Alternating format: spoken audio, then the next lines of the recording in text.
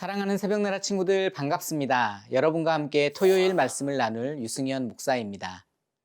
창세기 37장 19절에는 요셉을 시기하고 질투하는 형들이 요셉의 별명을 부르는 장면이 나옵니다. 이때 형들은 요셉을 꿈꾸는 자로 부릅니다. 요셉이 꿈을 자주 꾸었기 때문이죠. 그가 단지 꿈을 꾸기만 한 것은 아닙니다. 우리가 잘 알고 있듯이 창세기 40장부터는 요셉이 꿈을 해몽하고 해석하는 능력을 가진 사람으로 나옵니다. 이때 요셉이 꿈을 풀이하는 능력을 자신에게 돌리지 않습니다. 이 일은 하나님께 달린 일이라고 고백하죠. 요셉에게는 하나님께서 꿈을 해석하는 능력을 주셨다는 확신과 믿음이 있었습니다. 오늘 본문에서 요셉은 바로 왕의 꿈을 해석해 줄 뿐만 아니라 앞으로 찾아올 풍년과 흉년을 위해 바로 왕이 해야 할 조치들을 설명하는데요. 이것은 바로 왕이 세상에서 얻을 수 있는 지혜가 아니었습니다. 하나님의 철저한 개입과 역사를 통해서만 깨달을 수 있던 지혜인 것입니다. 오늘은 하나님을 의지하여 바로의 꿈을 풀어주는 요셉의 이야기를 살펴보겠습니다. 세상에 없는 지혜라는 제목으로 말씀을 나누겠습니다. 오늘의 말씀은 창세기 41장 17절에서 36절입니다. 바로가 요셉에게 말했습니다. 꿈속에서 보니 내가 나일강 2개 서 있었다. 그런데 살찌고 모양새가 좋은 암소 7마리가 강에서 올라와 갈대풀을 뜯어먹고 있었다. 그 뒤를 이어 약하고 보기에 아주 흉하며 야윈 다른 소 7마리가 올라왔다. 나는 이집트 온 땅에서 그렇게 형편없는 소들을 본 적이 없다. 그런데 그 형편없고 마른 소들이 처음에 살찐 소 7마리를 잡아먹는 것이다. 그것들은 먹고 나서도 굶은 것처럼 여전히 그 생김새가 형편없었다. 그리고 내가 잠에서 깨었다. 다시 내가 꿈에서 보니 굵고 좋은 알곡이 달린 7개의 이삭이 한 줄기에서 자라나고 있었다. 그 뒤를 이어 마르고 동풍에 시든 7개의 이삭이 싹 텄다. 그러고 나서 그 마른 이삭들이 좋은 이삭 7을 삼켜버렸다. 내가 이것을 마술사들에게 말해주었지만 내게 그 꿈을 설명해주는 사람이 없었다. 요셉이 바로에게 말했습니다. 바로의 꿈은 다 같은 것입니다. 하나님께서 이제 하시고자 하는 일을 바로께 보여주신 것입니다. 7마리 좋은 소는 7년을 말하며 7개의 좋은 이삭도 7년을 말합니다. 이 꿈은 같은 것입니다. 나중에 나온 7마리의 마르고 형편없는 소들 역시 7년을 말하고 동풍에 마른 속이 빈 이삭 7도 흉년이 7년 동안 있을 것을 말합니다. 제가 바로께 말씀드린 것과 같이 이것은 하나님께서 이제 하시고자 하는 일을 바로께 보여주신 것입니다. 두고 보십시오. 이집트 온 땅에 7년 동안 큰 풍년이 있게 될 것입니다. 그 후에 7년의 흉년이 뒤따를 것입니다. 그러면 이집트의 모든 풍요로움이 잊혀지고 기근이 땅을 뒤덮을 것입니다. 뒤에 따라올 기근이 너무 심해 이 땅에 풍요로움이 있었는지 기억조차 못하게 될 것입니다. 이 꿈이 바로께 2번이나 반복해 보인 것은 이 일을 하나님께서 결정하셨고 하나님께서 이 일을 서둘러 행하실 것이기 때문입니다. 이제 바로께서는 분별력과 지혜가 있는 사람을 찾아 이집트 땅 위에 세우십시오. 바로께서는 이렇게 행하십시오. 온 땅에 감독들을 임명하시고 7년의 풍년 동안 이집트에서 추수한 곡식의 5분의 1을 거둬들이게 하십시오. 이제 다가올 풍년 동안에 이 식량들을 모아들이시고 왕의 권한 아래 이 곡식들을 각 성읍들에 쌓아놓고 지키게 하십시오. 이 양식들은 이집트 땅에 일어날 7년 동안의 흉년에 대비한 식량이 될 것입니다. 그러면 이 땅이 흉년으로 망하는 일이 없을 것입니다. 바로 왕은 요셉에게 자신이 꾼 꿈의 내용을 설명합니다.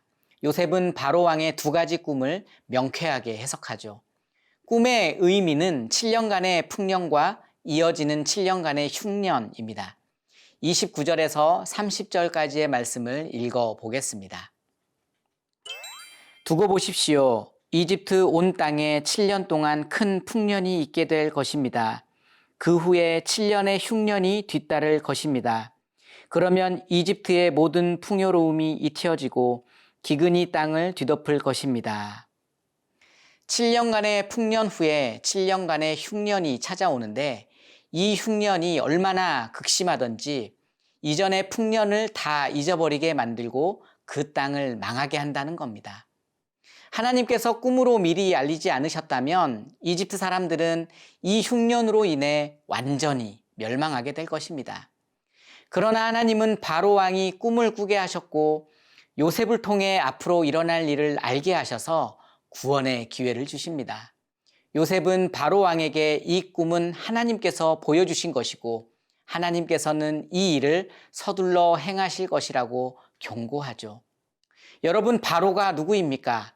그는 이집트 제국의 왕이었습니다. 요셉의 신분은 종이었어요. 어떻게 종이 왕에게 흉년이 찾아올 것이라고 경고할 수 있나요? 현실적으로 불가능한 일이지만 하나님께서는 당시 누구도 할 수 없었던 바로 왕의 꿈을 해석하는 과정을 통해 하나님의 역사를 이루어 가고 계십니다. 사랑하는 새벽나라 친구들, 하나님은 바로에게 꿈을 꾸게 하셨고 요셉을 통해 그 꿈을 해석해 주셨으며 바로의 꿈은 곧 현실이 될 것입니다. 오늘 이야기를 통해 우리가 알 수 있는 사실은 궁극적으로 역사의 주인이 하나님이시라는 것이죠. 그러므로 하나님의 자녀가 해야 하는 일이 있다면 그것은 인생의 생사화복을 주관하시고 나라와 민족의 흥망성쇠를 결정하시는 주권자가 하나님이심을 온 세상에 선포해야 하는 것입니다. 하나님께서는 당신의 자녀들을 통해 지금도 하나님의 구원 계획을 이루어 가십니다. 오늘 하루도 우리 인생의 주인이신 하나님을 높이며 그분의 인도하심에 순종하는 복된 하루가 되길 바랍니다.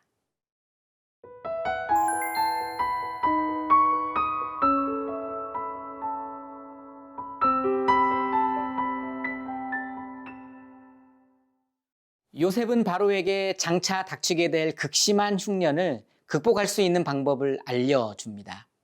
요셉은 바로에게 감독관을 두어 7년간의 풍년 기간에 추수한 곡식의 5분의 1을 거두어 들어 창고에 보관하도록 구체적인 대안을 제시하는데요. 34절을 읽어보겠습니다.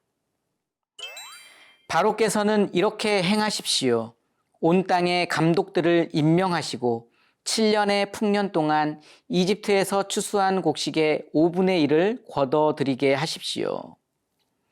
급심한 흉년을 대비하는데 매년 5분의 1만 비축한다는 것은 그에 앞서 찾아올 7년간의 풍년이 얼마나 풍성한 것인지를 짐작해야 합니다. 그러나 7년간의 풍년에 취해 있어서는 결코 안 됩니다. 눈앞에 보이는 풍요에 취해 머지않아 다가올 고통의 시기를 준비하지 않는다면 큰 어려움을 당하게 될 수 있기 때문이죠. 하나님께서는 극심한 흉년이 임하기 전에 풍요롭고 풍성한 추수의 기회를 주셔서 흉년을 대비할 수 있게 하신 것입니다. 여러분, 하나님께서는 하나님의 자녀들을 통해 하나님의 지혜를 사용하십니다. 요셉은 종의 신분이었지만 이집트의 모든 마술사들과 지혜자들이 해결하지 못한 문제를 하나님의 지혜로 해결해 냅니다. 사랑하는 새벽나라 친구들, 하나님의 계획은 하늘보다 높고 바다보다 깊습니다. 그분의 지혜는 우리가 가진 지식으로 헤아릴 수 없습니다. 그러므로 하나님의 계획과 비전을 마음에 품고 세상의 지혜가 아닌 하나님의 지혜를 쫓아야 합니다. 그럴 때 하나님께서는 여러분을 통해 하나님의 역사를 이루실 것입니다. 오늘 하루도 세상에 없는 하나님의 지혜를 간구하며 나아가는 저와 여러분의 하루가 되길 바랍니다. 세상을 주관하시고 다스리시는 창조주 하나님, 세상이 줄 수 없는 지혜가 오직 하나님께 있음을 고백합니다. 꿈꾸는 사람 요셉처럼 하나님의 지혜로 말미암아 하나님의 구원의 역사를 이루어 가는데 쓰임받는 주님의 자녀들이 되게 하여 주시옵소서. 우리를 구원하신 예수님의 이름으로 기도합니다. 아멘.